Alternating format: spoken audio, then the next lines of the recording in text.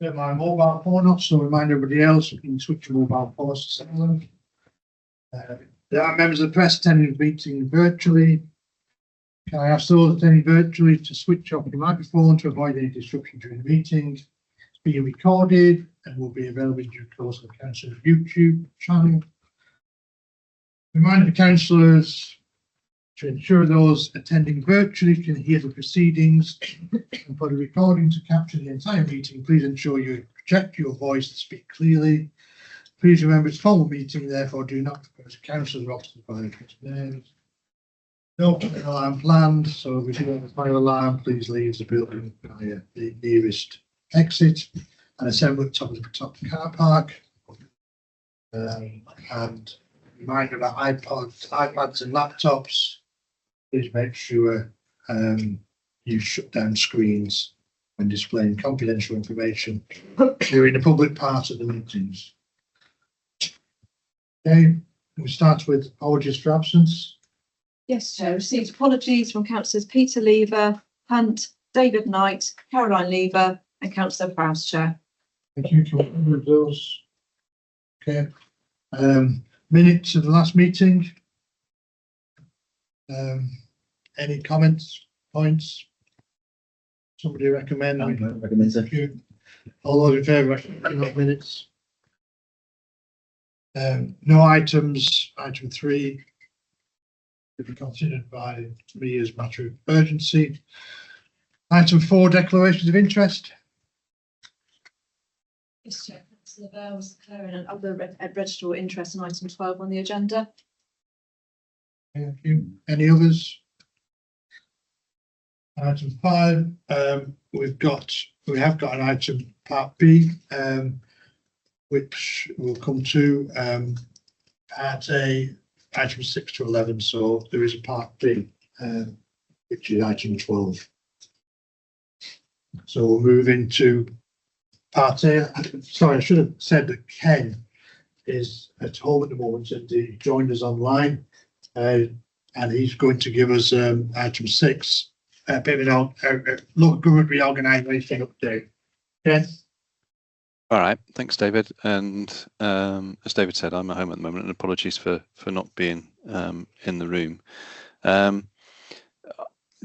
Nina and John have also been attending meetings relating to local government reorganisation. So if there is anything that I miss, either of you, please chip in.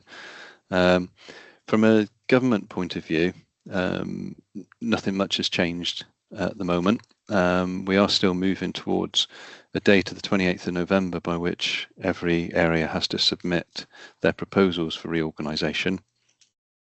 We did receive, I think it was last week or the week before, we received some letters from Jim McMahon, from the Minister, clarifying and reinforcing certain aspects. But the important aspects that you have to include within your proposal haven't changed. So things like the 500,000 population, focus on that. Government still want to do that. They still want to see proposals that are ideally based on district boundaries coming forward, but with exceptions agreed for both of those. One of the letters did refer to, in a bit more detail, about the moratorium that will be placed on authorities at some stage in the future.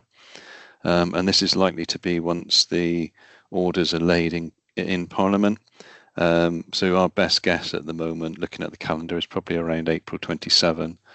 And once that kicks in, local authorities will be restricted as to what they can do in terms of contracts entered into, land sold, etc. And that will probably coincide with the formation of the new shadow authority, whatever form that's going to be in. But as things develop on that front, we'll keep members informed. In terms of what's happening locally, we are still working towards collectively working towards the proposal that most people refer to as the 145. And that's being worked on by all of the districts and Torbay, excluding Exeter. There are separate project teams within the group of 4 and within the group of 5. But of course, the group of 5 is also a group of 4, confusingly, because Exeter aren't part of it. But we still refer to it as the group of 5. Nina is heading up the project team in the group of 5. And it's all collectively, hopefully, coming together under the stewardship of Andy Wood, who is the Director of Place at East Devon Council, but is acting as the sort of project coordinator for the whole thing. Being blunt, it's become quite clear that in Devon, certainly in relation to the 145, we're quite a long way behind other areas of the country in terms of data sharing, and in terms of looking at what proposal might be coming forward. So you'll start seeing now, and you have started seeing, some authorities actually taking something to their full councils to say which model they prefer. We're not in that position yet, I don't think. To help with bringing us back on stream, the groups within the 145 have agreed to appoint KPMG collectively as consultants to assist us with the proposal. I know a lot of councils and a lot of individual councillors will have concerns about appointing consultants, but the reality is, if members want a proposal to go in, then we have to get external support, and KPMG are consultants who tend to support the smaller local authority models that come forward. So they worked on the Cumbria model, which most people cite as a really good example of small unitaries working quite well. So they've been appointed, or are in the process of being appointed, to help us with the proposal. There is also some external assistance being provided in relation to children's services, and also in relation to some of the financial modelling.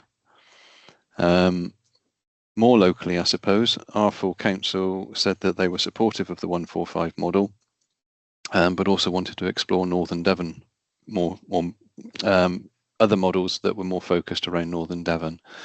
And to reflect that, we have been doing some work collectively with Torridge to explore those options.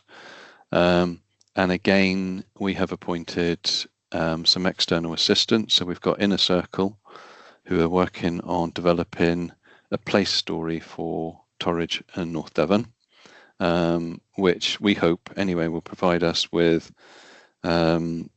a piece of work that can effectively plug into any model of local government that comes forward. So, you know, it can plug into the 145 to reflect the differences in North Devon, or it could plug into, I don't know, a 9-1 model that the county might be coming forward, etc.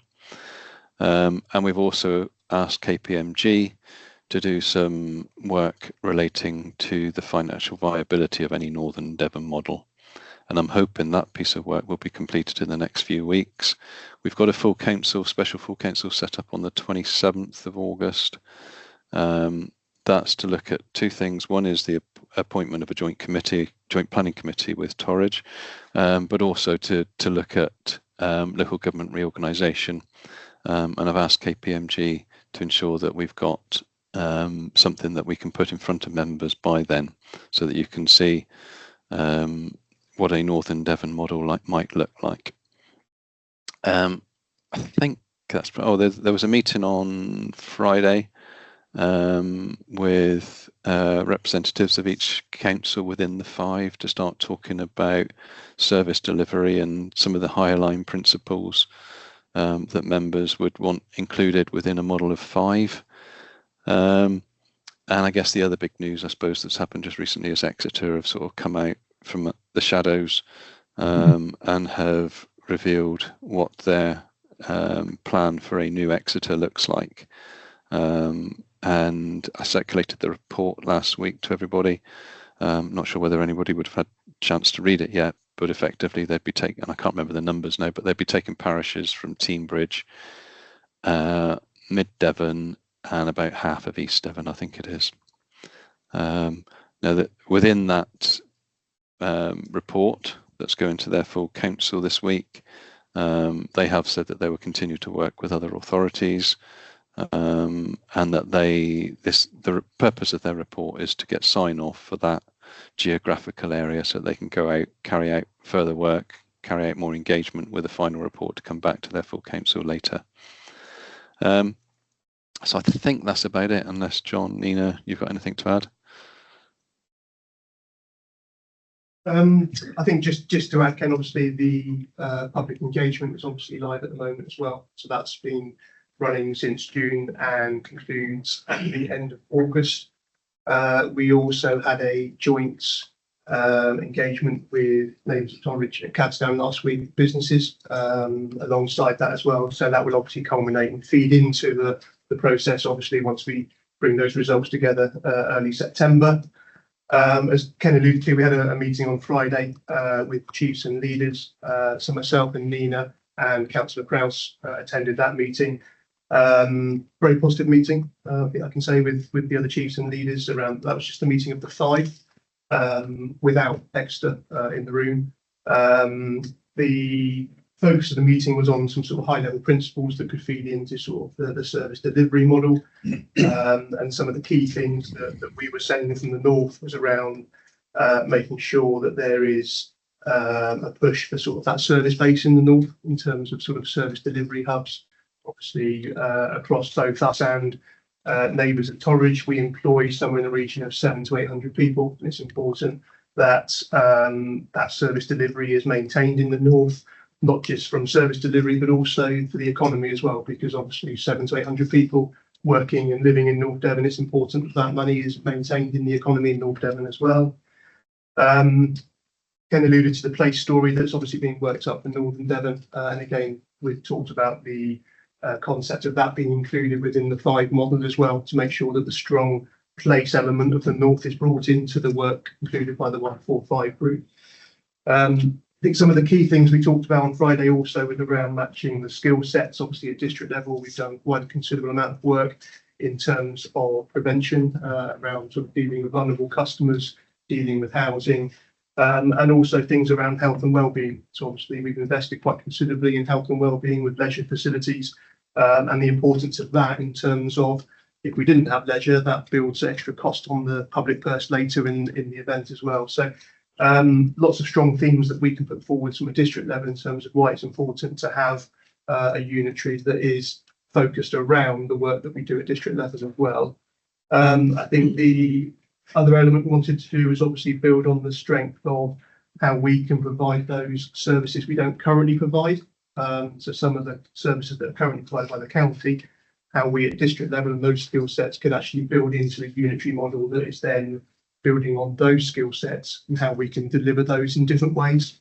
So rather than concentrating on saying, well, actually these services aren't working the way they're currently working, but actually how can we provide those services in a better way moving forwards and build that into the strength of the model moving forwards.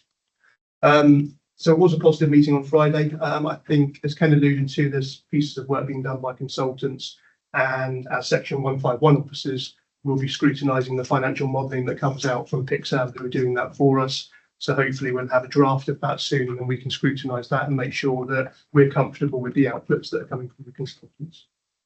I think that was everything from Friday, Ian, unless you've got anything to. I think the only other point, and everything else has been covered, is just that we've asked for the drafting of the proposal to start, and we really need to just nail down the key dates for the committee cycle to make sure that you're aware when that's going to come through. We wanted the proposal to start, so there would be several iterations and everybody would get an opportunity to comment on it rather than it just landing at a committee with no feedback. But apart from that, yeah, it's covered everything else. Okay, Thank you, Jeff. Councillor Walkley, do you want to say something? Yeah, very briefly, I don't know if anybody else was able to attend the workshop, well, the travelling workshop that Devon County Council were doing on that they were at Barnstable Library on Tuesday last week. So it seemed to be getting quite a lot of engagement, which is fantastic.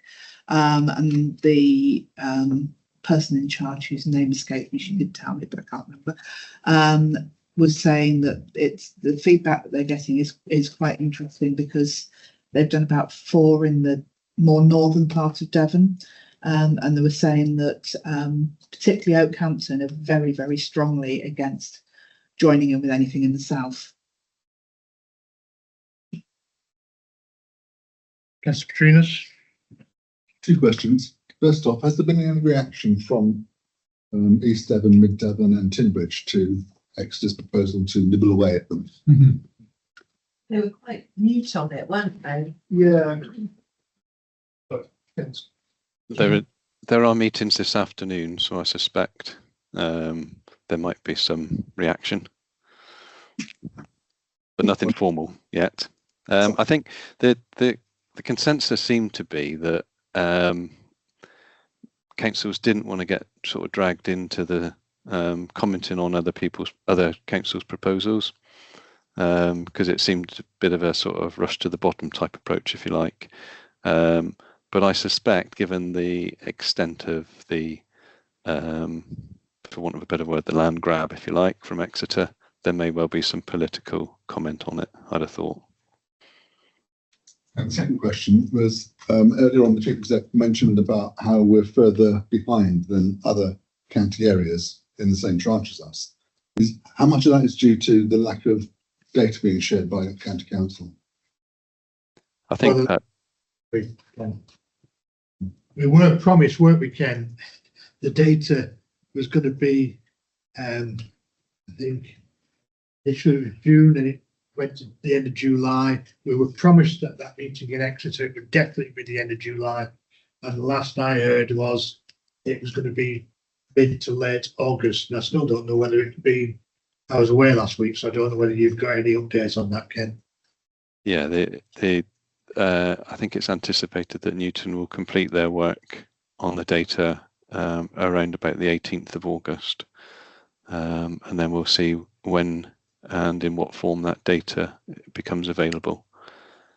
Yeah. But to answer your question, John, I think it's a fundamental part of it, and it has been a big stumbling block.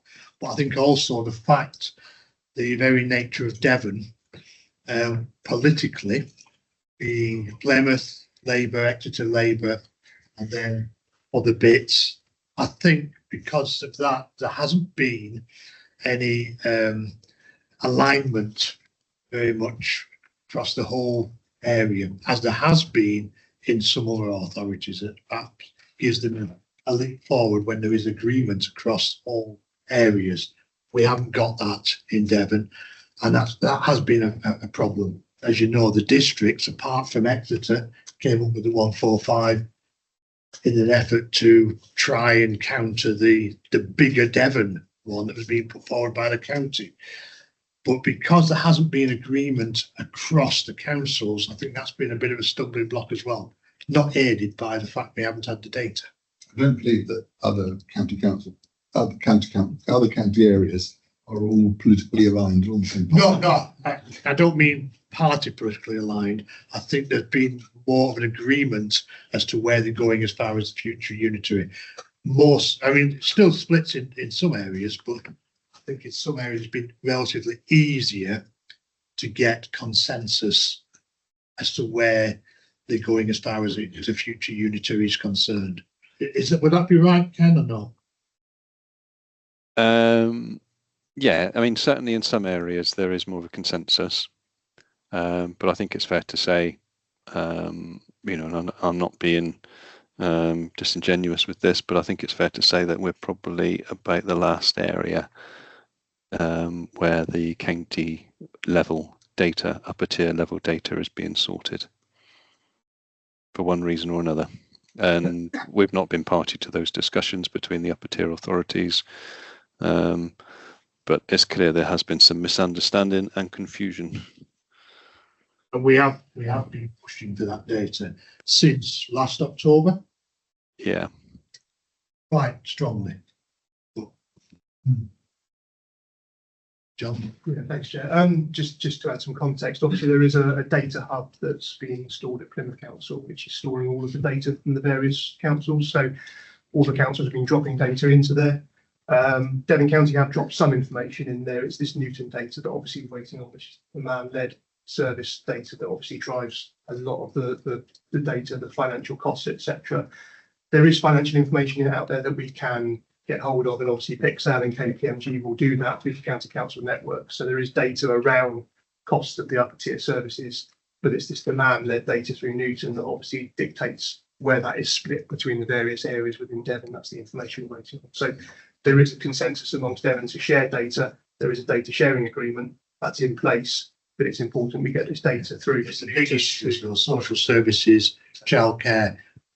Those are the big ones in education that hasn't been able to go into the Plymouth hub yet. Ours is easy to put in. They're saying it's very difficult, but they've known it's difficult for some time.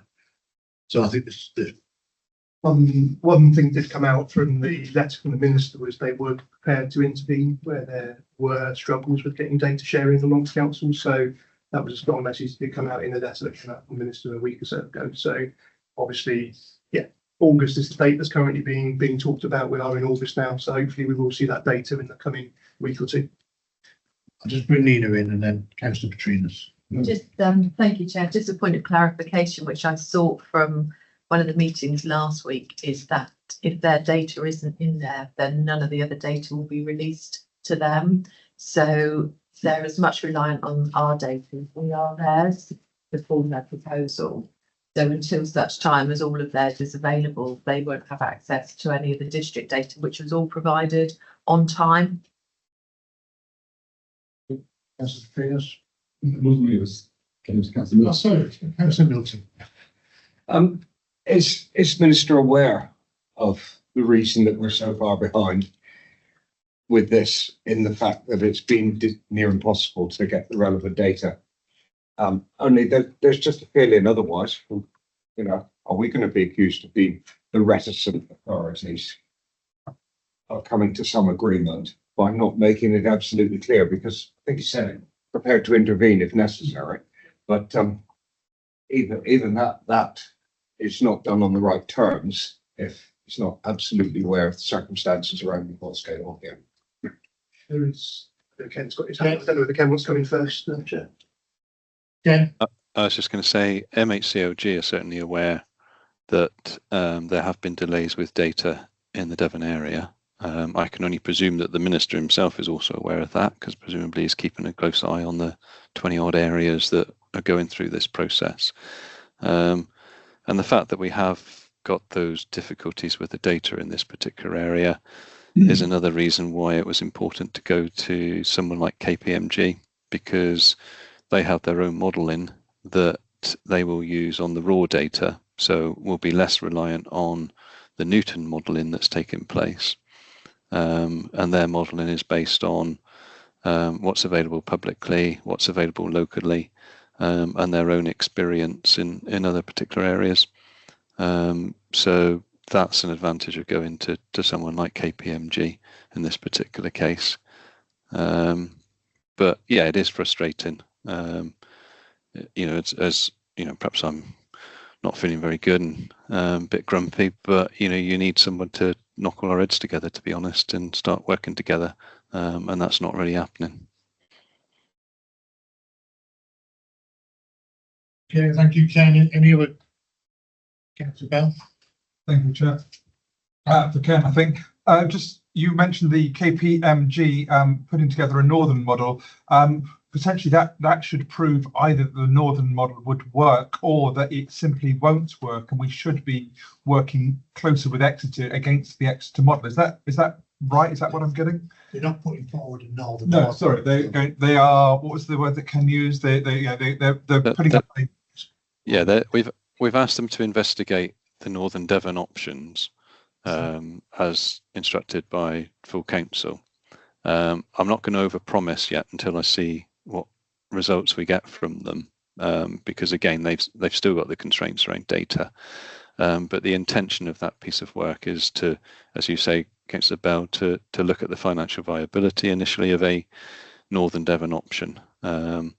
And the results of that work, I hope to be able to present to members on the evening of the 27th.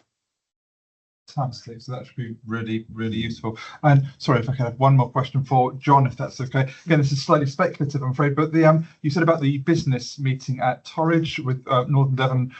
Was there Can you give an indication of the feeling that went on there without, obviously, I imagine there's, it will go through consultation, but were there any models or preferred options that really came up as what kind of I was? wasn't there myself, but I think we only had 2 attendees.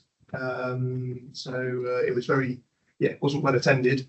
But yeah, I haven't seen any of the outcome from that yet. So we'll obviously feed that through the process. Obviously came through as part of the engagement. So the outcome from that we will get. But yeah, I wasn't there myself, so I can't give any direct feedback. Okay. Any other points? Okay, thank you, Ken, for giving us that update. We'll move on. Item 7, performance report 25-26.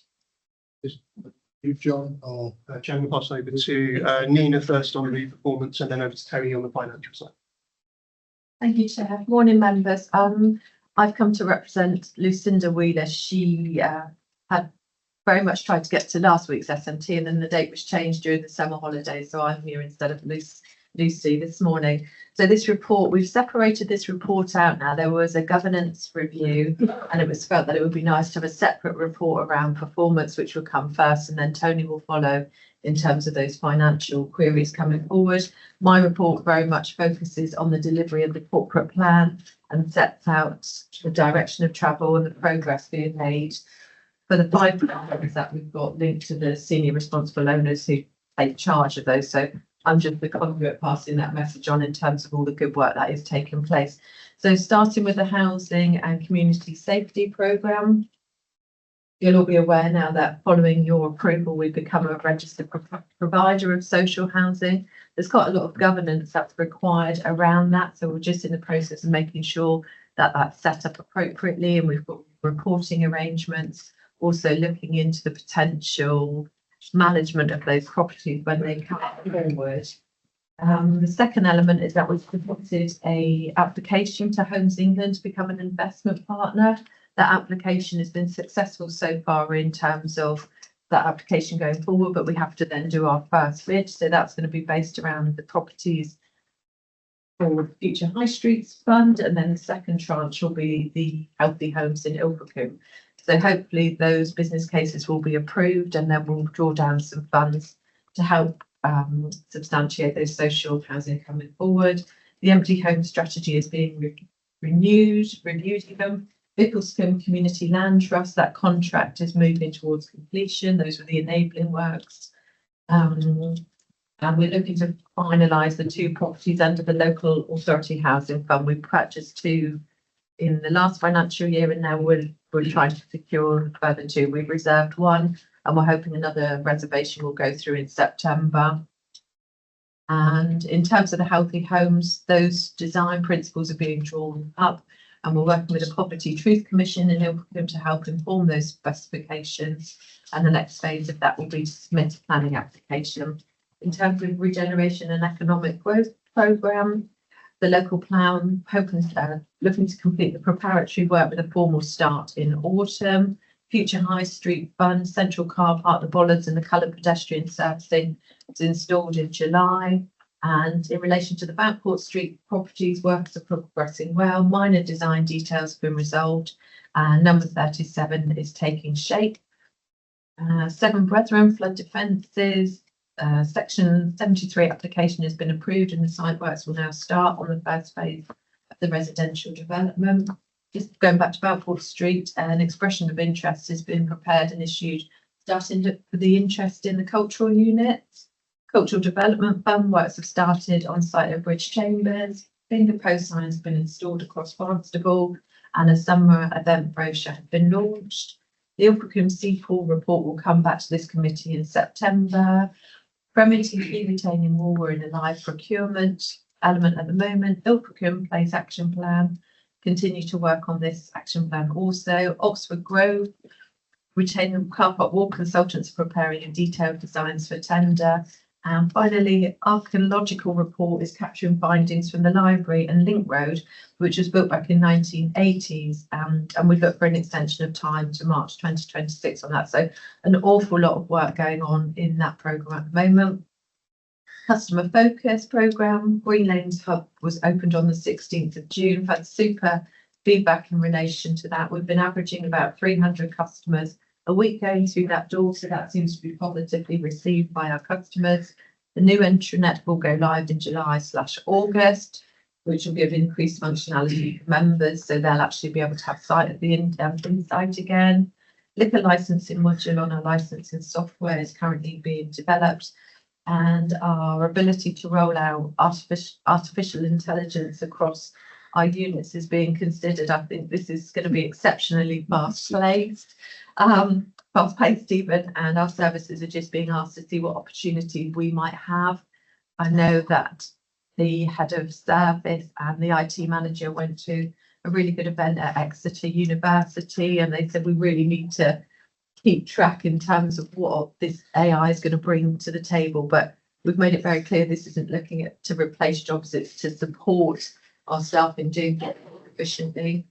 Under the Environmental Enhancement Programme, the SALEX funding for the landmark and Brinsworthy specifications being developed by our appointed consultants to deliver air source heat pump over those two sites. Also looking at solar at the crematorium, again, specifications are being prepared about the installation of PV and potential battery storage. The baler down in Works and Recycling is now fully operational and all training has been completed. And new projects coming forward into that programme will be around how we deal with soft plastics, which is going to come into force in 2027, and the strategy for increasing recycling rates. And finally, organisational development. We're looking at our dignity at work policy, which is being updated to include a section on prevention of sexual harassment in work. Various surveys have been out, including FMT 360 and wellbeing surveys. We're developing a mental hub for our apprenticeships, and the number of apprenticeships continue to rise, and the HR team continue to engage with schools and secondary schools to keep that engagement going. So I think that's a quick update on all the programmes. Clearly, you've got a massive report sitting behind that with lots of KPIs and also more detail, and I'm happy to take any questions. Can I just say, first of all, I think it's a much better way of doing this. Yeah. And I don't think there's need for you to go through them all like you just done, Nina, to save you time in the future. I think the main thing is for people to ask you questions on each of those, because if they've done the homework, they'll have read all that. Yeah. But I think it is much better, and thank you for doing that report. Councillor Knight. Thank you, Chair. I second that. With environmental enhancement, point 4, could you add reference to the working group that was just been set up? Yes, absolutely, we can do that. So just a bit of context, the working group has been set up. I think they've had some really positive early meetings just in terms of looking at those recycling rates. We'll capture that as an action. It's definitely in the programme, and we'll make sure that it's reported, it comes through on the next activity report. Thank you. Councillor Wilkinson. Yeah, mine's just a point again on the environmental enhancement. Thank you. Second bullet point about the crematorium solar PVs that which I applaud totally. If we look at the work programme, it says increasing solar generation on council-owned properties. So we're not just looking at the crematorium, we're going to take it beyond the crematorium, yes? Yeah, we're looking at so all of our properties that we're purchasing as well, we're making sure that solar, so those new assets that we're purchasing, we're making sure that solar is going on there. Some of the properties for our housing, we're looking to retrofit those as well. So looking back and making sure that they're filled. Are there any other opportunities coming forward? I thought that the work programme, there was going to be a report specifically on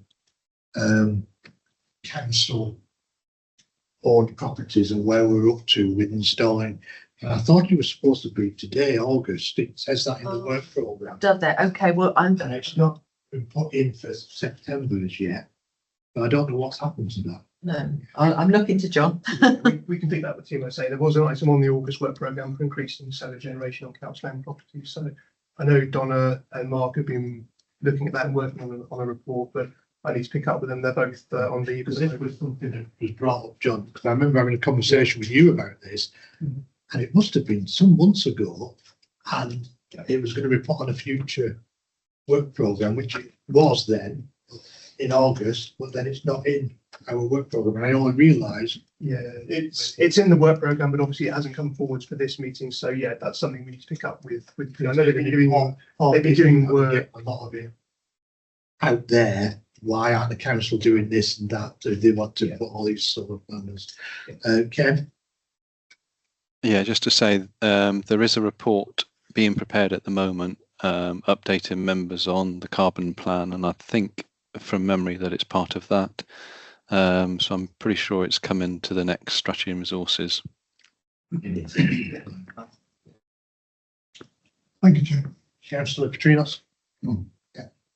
Much better. I really like the new having two separate reports. I really like it.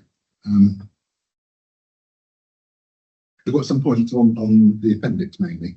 On page 27, there's one that talks about income being in our control or out of our control. And it, superficially, it looks good because there's less out of our control and more in our control. Is that due to government forcing us to raise council tax over their lack of funding? Yeah, and partly mainly core government grants reducing. So obviously, as we've seen over time, core government grants have reduced over the last couple of years. We've seen obviously growth in our own income through increases in fees and charges, increases in council tax, increases in our own business rates that we're retaining. Obviously, some of that is then obviously up for change as part of the fair funding consultation that's coming out because business rates is being reset for 26, 27. But yes, quite rightly, it's because obviously we're raising more our own income now compared to where we were maybe a few years ago, where we were more relying on government grants. Yeah. On page 29, there's one about housing supply and the net additional dwellings in North Devon. And it goes back several years to 1920. And but it takes a sudden dip. It goes 850, 600, 600, 600, 370 in 24, 25. What happened there then? I don't know whether this is COVID related and it links back to sort of that delivery plan. I would need to go away and talk to probably the policy development team and just understand whether that is the rationale, because it's reported. I think there's a lag in terms of reporting around table 122 as well. So can I take an action, Councillor Petrinos, to go and understand that for you and come back next time? Yeah, sure. I'll just drop us an email. Yeah, I'll take it. Yeah, no problem. So I thought any COVID impact would come in, wouldn't be so sudden, so much later. You know, but I might be wrong. Yeah, leave that with me. I shall understand.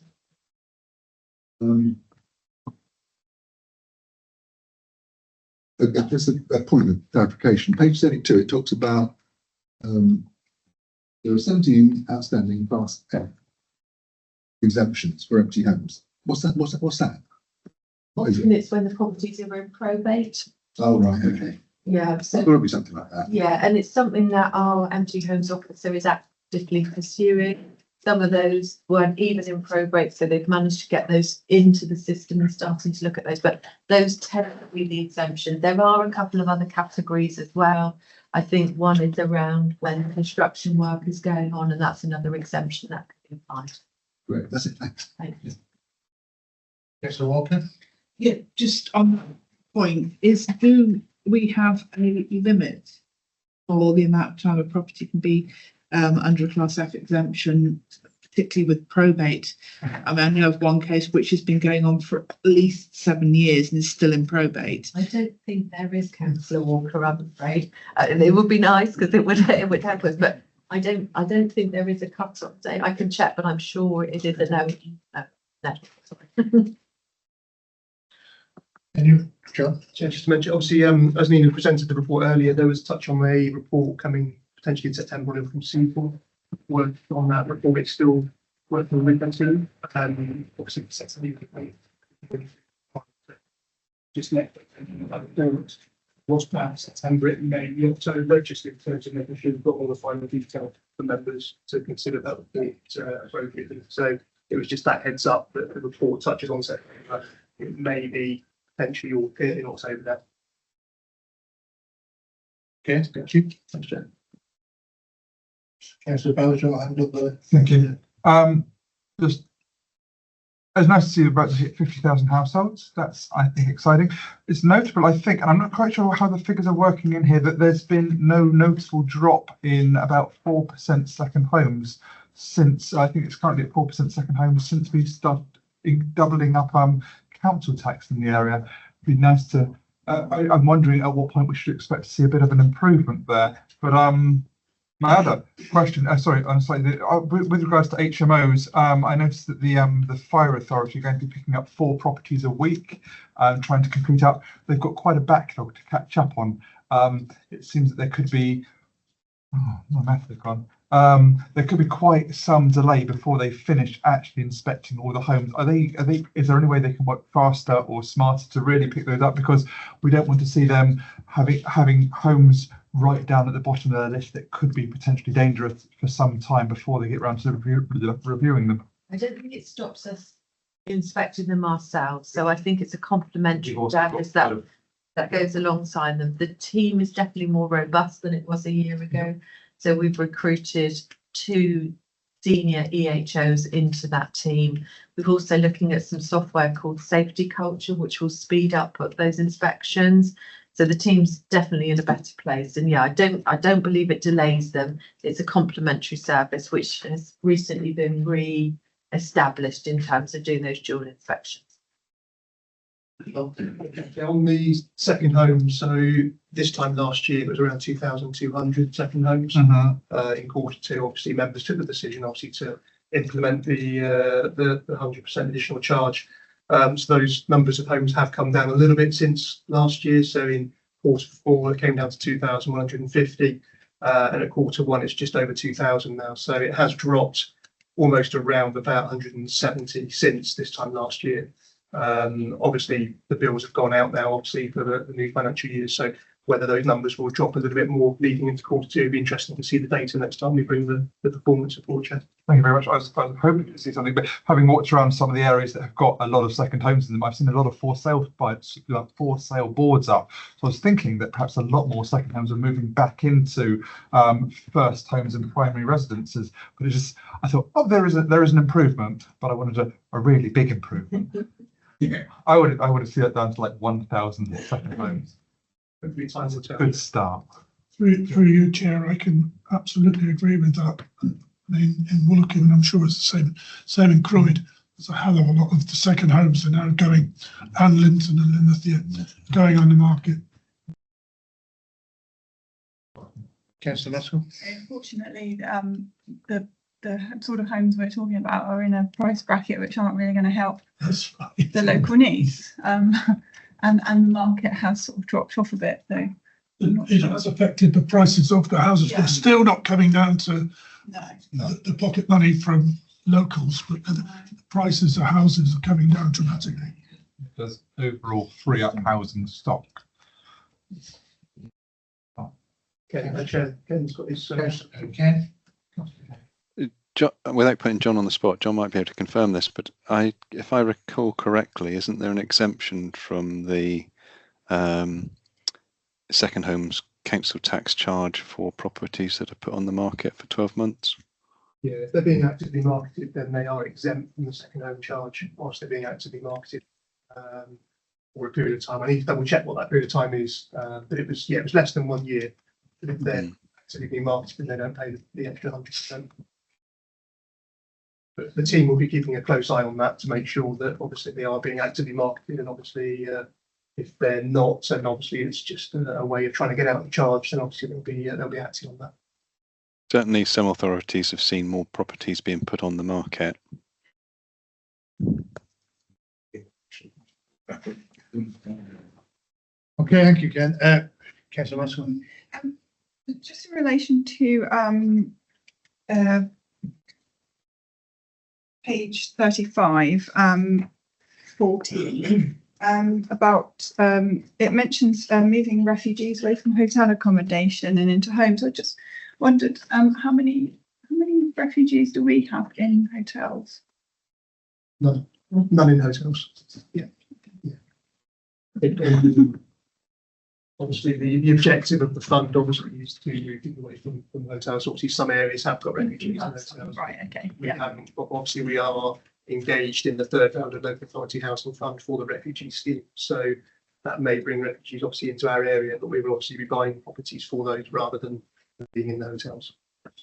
And just to reiterate that, if any members of the press are listening, there are no, absolutely none, asylum seekers, refugees in Flemington Manor. Hotel. In Flemington Manor, I should say. And no plans to be. And no plans. So if you want to write something on social media, get your facts right. Any other, okay, councillor Walsh. To just update that one, Flemington Manor is actually being actively marketed for sale. So they're not going to allow any. In there. That would make an ideal base for the new Northern Devon Unitary Authority. Any other comments on, any questions on item 7? Okay, could somebody propose the recommendations? Bring a second by councillor Knight. All those in favour of the recommendations? No, thank you. Move on to item 8, financial aspect. Thank you, Chair. John. Morning members, I'm here to present the high level information in the Q1 report. Sorry. The recommendations are detailed in 2.1 to 2.5 of your report. The firstly, revenue. The full council, the revenue budget was approved at just over £18 million. At Q1, the current forecast budget surplus is £8,000. The variances making up the small surplus are shown in Appendix A on page 73. Since the report was written, the National Pay Award has been agreed at 3.2%. The additional 0.2 equates to an additional circa £40,000. And as part of the Q2 financial management report, we'll be funding this additional shortfall from the budget management reserve. Planning fees are performing above the levels as at Q1. And we are currently estimating an additional 100,000 income at this stage. The Q2 figures will give us a clearer picture on this and what it's going to look like for the year. Pannier market income is down by circa 65,000 at the moment, and this also includes the events income. I understand there's an officer meeting planned to discuss this shortfall moving forwards. Recycling sales are currently down on budget, but we're hopeful that now the new baler has been commissioned, we should be able to reverse this deficit during the rest of the financial year, and hopefully this will be reflected in the Q2 figures. The uncommitted element of the collection fund reserve is just over 550,000. So this gives us some assurance and protection against future volatility in business rates. External borrowing at 30th of June was £12 million. Now moving on to the capital programme 25-26 is detailed in Appendix D.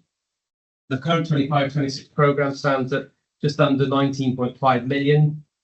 We've proposed overall variations of just under 285,000 to the 25-26 capital programme. These changes consist of 3 new capital schemes that were scored high by the PAG team and also have SMT approval for inclusion in the Q1 report. There are also some slippages to later years. All details can be found in 4.4.3 of your report. These changes take the revised total capital programme to just over 21.4 million.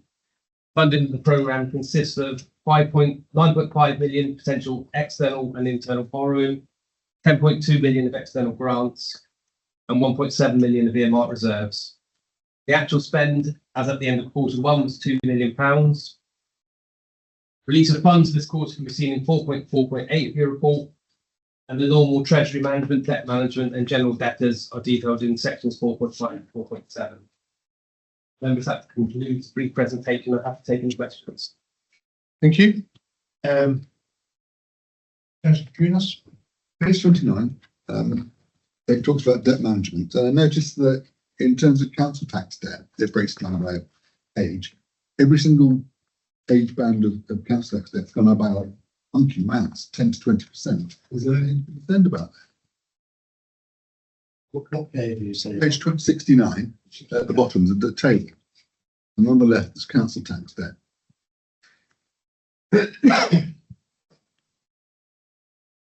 And each of the age bands, each of the 7 or 8, 6 age bands, in terms of how old the debt is, and each of them has gone up by 10 or 20%. Obviously, it's jumped up a little bit. The cost of living crisis, no doubt, is obviously having an impact on people and their ability to pay council tax. But the team are working closely with the team in terms of making arrangements to try and help them with their payments. Some are changing payments from 12 months to, sorry, from 10 months to 12 months to try and ease that, which obviously does impact some of the sort of the newer debt. But obviously some customers do have older debt as well. So we are trying to work with customers to try and get their payments made. It is large numbers, but actually in the grand scheme of things, we are raising £80 million worth of council tax each year. So in terms of how much it's gone up from year to year, it's a small percentage of the overall 80 million that we're raising. But obviously people are struggling, but we are trying to work with them to make arrangements to get some of the old debt cleared. Just so I understand, am I right in thinking that one person, one household can have debt this year and from 3 years ago? So some will have prior year debts. Some do go back more than 1 year. So where we may have taken recovery action, taken people to court, some of that debt may be recovered through arrangements. It may be recovered through attachments to their earnings if they're working. Some people's circumstances have changed. That might have been they were unable to get their earlier council tax and obviously then have fallen on hard times and may have gone to benefits. And we are recovering through some ongoing benefits as well. But obviously, if their income levels have dropped quite considerably and have change of circumstances, then their ability to be able to pay some of that older debt takes a bit longer to clear as well. So we obviously use enforcement agents as a last course of action, but we do try and make arrangements with those customers if we can. But that might be taking longer to repay over those repayment methods. So no cause concern anyway. No concern in terms of overall movement. It has gone up, say about 800,000 since the end of 24-25 year. But when you're raising £80 million worth of council tax a year, that amount is a very small proportion of the overall collection. I think the key indicator that I tend to take comfort from is the levels of collection over the next page on page 70. When you look at our collection rates, they're very comparable to previous year. If you look at council tax, 27.5% from the 27.9% at this point last year. So we are still collecting at a good level. But obviously where customers have got debts that go over a few years, sometimes they are taking a bit longer to get repaid. But the team are trying to work closely with them to make sure they are at least paying something.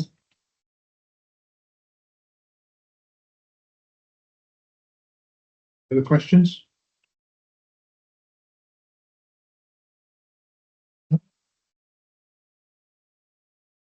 Okay, so we'll do move the recommendations. Councillor Katrina, seconded by Councillor Bell. All those in favour? Anybody against? No. Thank you very much, both of you. That's 9, urgent decision. 10, are you still there? I hope, yeah. Yeah, it's just an item to note, Chair. It is just an urgent decision that I've taken to kickstart round 7, I think it is the Household Support Fund. It was hoped that this would be able to come to committee, but it's a Pan-Devon arrangement, and it was clear that the other authorities were looking to implement it earlier. And so we couldn't really delay implementing it in North Devon area. So I took the decision after doing the necessary consultation. Okay, thank you. What do we actually do as a committee now? Do we have to have a formal vote to accept what you've done, or Just a note, Chair. just a note? No, it's just a note. Yeah. All those in favour of noting, can we do that? Yeah, thank you. Thanks, Ken. Item 10, work programme. Yeah, so Chair, this is your programme, obviously setting out reports to your future meetings for your consideration. Obviously, we touched on a couple of those this morning. Yeah. Obviously, the increasing solar generation on council properties is obviously aimed to come from the August meeting on the September one. If you're happy, Chair, if we can move the Ilfracombe Seaport one to October, just so that that's in the work programme for October. I think the team will struggle to get it there for September, bearing in mind that meeting's only 3 weeks away and the report would need to be finished by next week. Ken said before that the report on the buildings and solar panels and things, is that coming up for September or not? Yeah, so the one that Change, take out Ilfracombe Sea Pool report. Yeah, so at the moment on September, you've got the Ilfracombe Seaport report. So if you're happy, Chair, and members are happy to move that to October. The one above on the August meeting, which was the increasing solar generation on council-owned properties, Ken was saying that report's tied up with a wider report in terms of our carbon position, carbon reduction position. So that aim would be to come to the September meeting. Right. Councillor Trinas? I remember asking before, once or twice, about the results of the LGA light touch peer review on our governance arrangements, which was going to come to this meeting. It's on the list there, but it hasn't done. So is that scheduled for? It's supposed to be going to policy before it comes here, is it? Is that right? Cambridge policies on it. It's on here. No, but which month is you looking at there? Possibly the wrong one. It says the 4th of August. Oh, right, yeah. Yeah. 0.4. Am I right in saying that the changes, it has to go to policy before it comes here? I think it's already been to policy. Yeah. So it should be coming here then? Yes, it should be coming here. So it went to policy What back? 2 cycles ago. Yeah. And was discussed. That's where we talked about the name of the committee, timing of certain reports going to policy prior to coming to strategy and resources. So that has already gone to policy. So yeah, apologies. Obviously, it didn't make it onto the August agenda, but we can bring that onto the September agenda. That's well September email. If you're happy, Chair. Councillor Wilkinson? Thank you. Sorry, I didn't have the ear grenades turned up enough, but you said about the Seapool, Wilfricombe Seapool, and it's going to be delayed until October. Could you give me the reason for that again? I know it's going to come up tomorrow at the Harbour Board. Yeah, that's fine. So the team is still working on the detail behind that report because we had to commission advice from external legal advisors and also from the Royal Life Saving Society. So we've had their reports, and that's being pulled together in terms of understanding to come into an overall report so that members understand it. So that's still being worked through with the team, but we're not going to get the final detail from those reports finalised before the agenda timeline for September, which is why it would come to October. In terms of outputs from that, if the member decision is to proceed with the pool, then the works would obviously be done through the downtime in the winter anyway. So in terms of whether it comes to September or October, the works wouldn't be delayed in that sense. It's just obviously the timing for us to get the report to you for consideration in the right format. If works were to commence, that's likely to take place probably early part of 2026 in advance of next year if the member decision is to proceed. Thank you for that, John. I'll provide the same update tomorrow afternoon. At tomorrow's meeting, Councillor Wilson has already emailed me. In her absence, she wants an update on the Seapool. So you've got it in hand. You're going to be there anyway, aren't you? Of course. If she's not there tomorrow, I can always drop her an email direct as well. Thank you so much. Thank you. Thank you. Can I just ask, John, when we put things in the work programme, what happens next? Who's responsible for telling the officer that an report needs to be done for their new? Where does it go? Yeah, so the outputs from the work programme, once you're happy with once you've decided what's going on to which meeting, that would feed through the member services team, who would then obviously contact the relevant service area and the officers to obviously start compiling the report. Most of the time the officers would know which report it relates to. Obviously, if it's something new you're asking for, then through Bev and the team, that would get directed through to the officers. Thank you. Any other questions on that, comments? I mean, I think it's worth re-emphasising that if people want things to be put onto the work programme, now is a time to actually say that something can be done, say in the new year, to look at, or to bring a report on. So rather than be reacting to things. Councillor Rutty, you want to say something?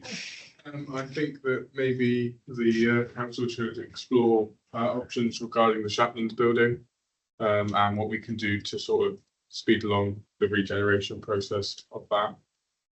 That's a good point, and it has been raised before, and we were supposed to be looking at buildings Is that in the work? There is, yeah. You've got a report coming in October on Barnstable Work Programme, which is a similar report as to what we took to Ilfracombe.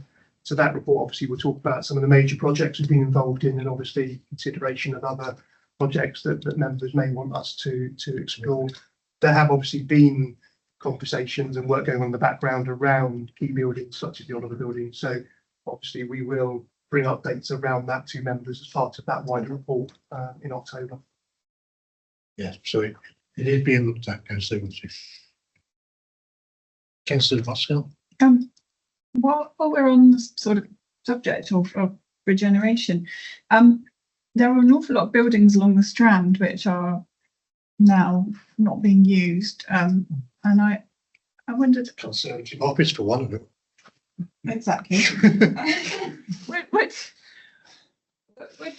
Would it be something we could look at, you know, the possibility of allowing residential use for areas like the Strand? I mean, we've got beautiful buildings which could be made into flats, or, you know, we need houses. It would regenerate the town if we, I know I've mentioned it before about, you know, above the shops, there's an awful lot of space. Is it something that we as a council can look at, you know, the potential for owners of those properties to change the use so that they can, you know, get some income from them, and we get some more housing perhaps?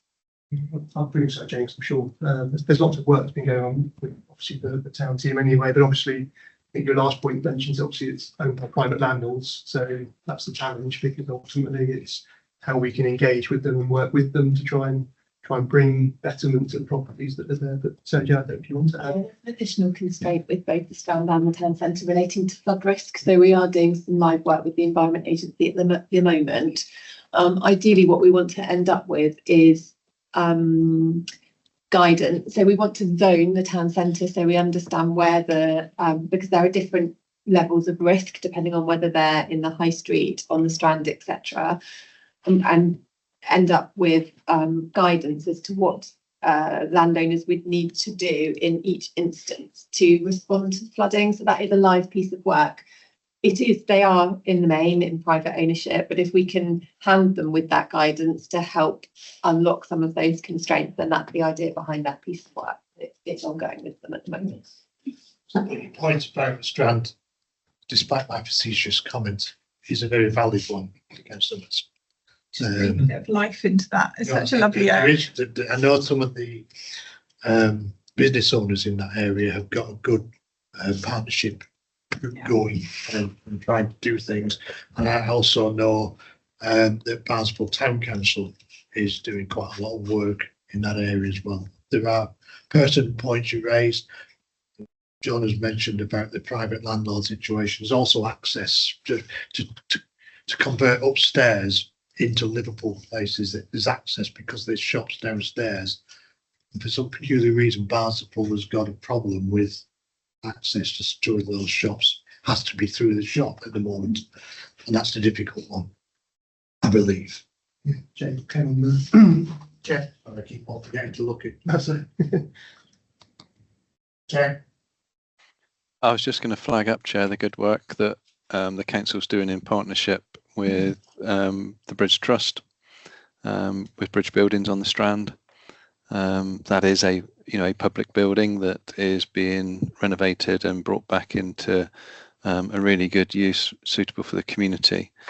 As John said, other buildings are a little bit more difficult because they are in private ownership.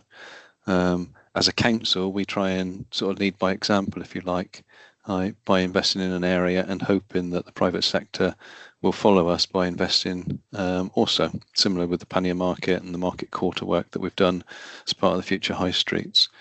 It is quite difficult to encourage private investment into those areas, though. But we are doing our best, definitely.